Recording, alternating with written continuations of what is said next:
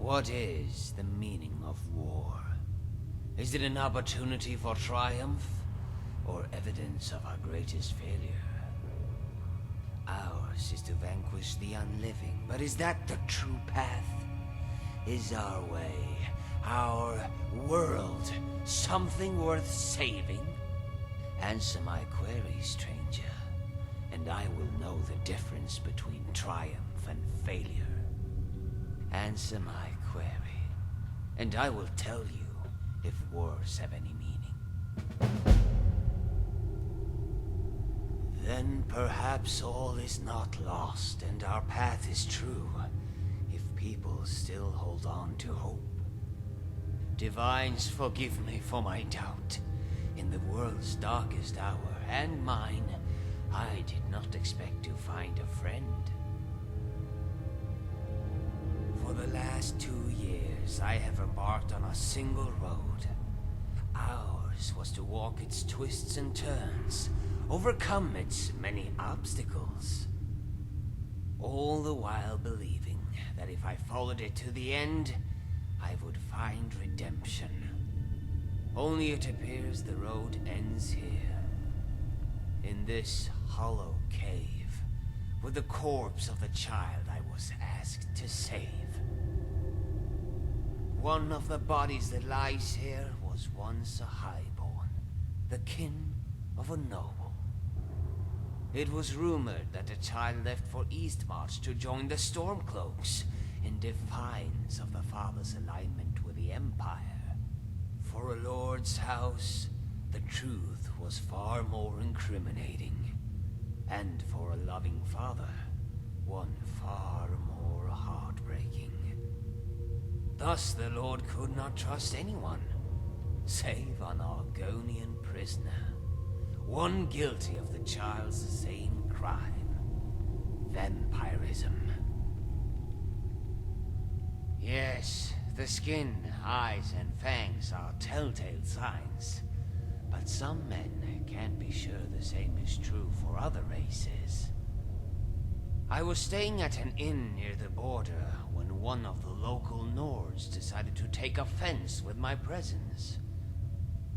His was to challenge me to a brawl, and when I refused, he accused me of being a vampire. The word was toxic. That morning, 2 bodies were found outside, torn to shreds. Unrecognizable masses, if not for the bones and teeth. Things were tense around the village, and the gods were in a hurry to solve the case and placate the locals. I made an easy scapegoat. Locked in that cell for days, I began to starve. Not for blood, but for food. Theirs was to offer me bread in exchange for a confession. It was better to die by the axe than starvation, but few can stomach either. So I did what all mortals do when there is no logical escape. I prayed.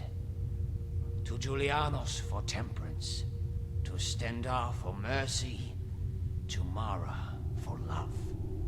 And when I awoke the next morning, my cage was gone, as was my hunger. Not according to the laws of mortals, but the gods hold us to a different standard. The night before, I was paid a visit by a man, his face shrouded by the hood of his robe. In his arms he cradled an urn, filled with the dust of a vampire. The dust was to be scattered around my cell, as proof of my demise. I knew not how much coin he had passed to my jailers, but it was enough to carry on with the ruse. Outside the barracks, a carriage awaited us both. It took us to a nearby chateau, where I would meet my true employer. When they brought me before the House Lord, I told him I did not kill those men. He told me he already knew. The real murderer was his own kin. He asked me if it was true about vampires, if they formed clans, family. He wanted to know if I knew where his daughter had fled. I told him no, but I could find her. After all, I was a hunter, a member of the Order of the Virtuous Blood. So I told him why I came to Skyrim and my desire for penance. Then he made an offer. A second chance for him, his daughter, and for me. Before coming to Skyrim, I had spent my life hunting vampires for the Order. Much like the Vigilants, we often hunted in pairs. My partner was a Nightblade named Arlas. He used stealth and shadow to eliminate our targets, while I covered him from a distance. His was a remarkable courage. Many in the Order prefer long-range attacks to avoid the chance of infection. Arlas never deterred from his methods. Courage alone, however, was not enough to prepare us for what lay in that den nearly 4 winters ago. I watched Arlas scout ahead from afar, melding to the shadows in search of the enemy. The den was for all intents and purposes empty, yet the center table showed not a fleck of dust, and the torches on the wall were recently lit.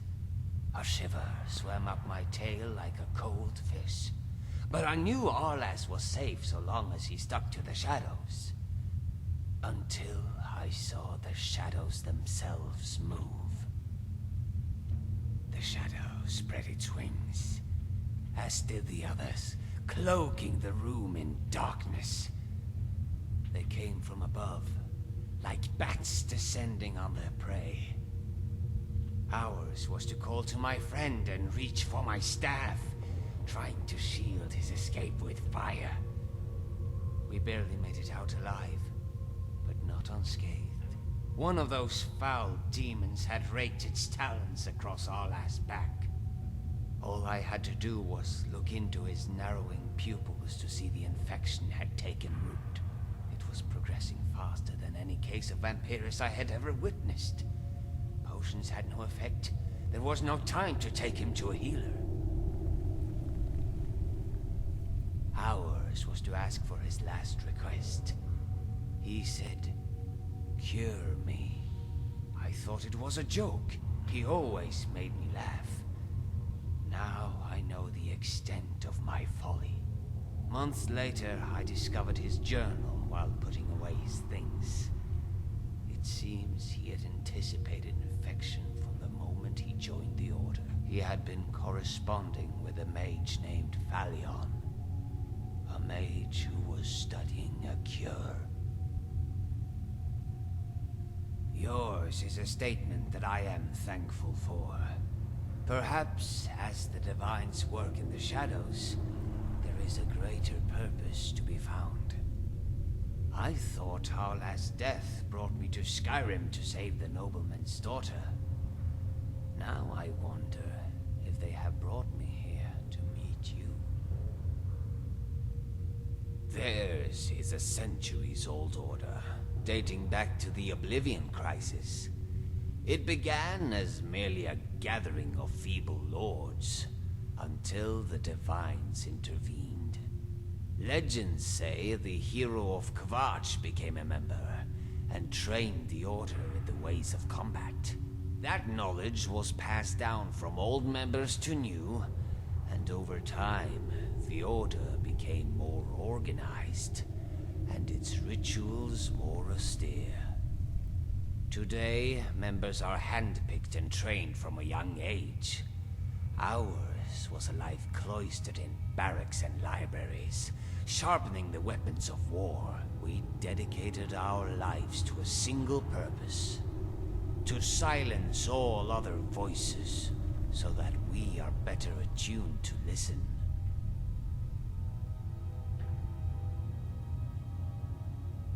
Vampire dens have always been notoriously easy to track.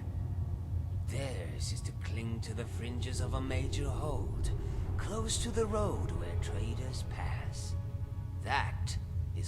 runaway vampire would seek shelter amongst her kind. This one, however, had spent her entire life in the care of her noble parents. Hers was to run to where no one else could find her.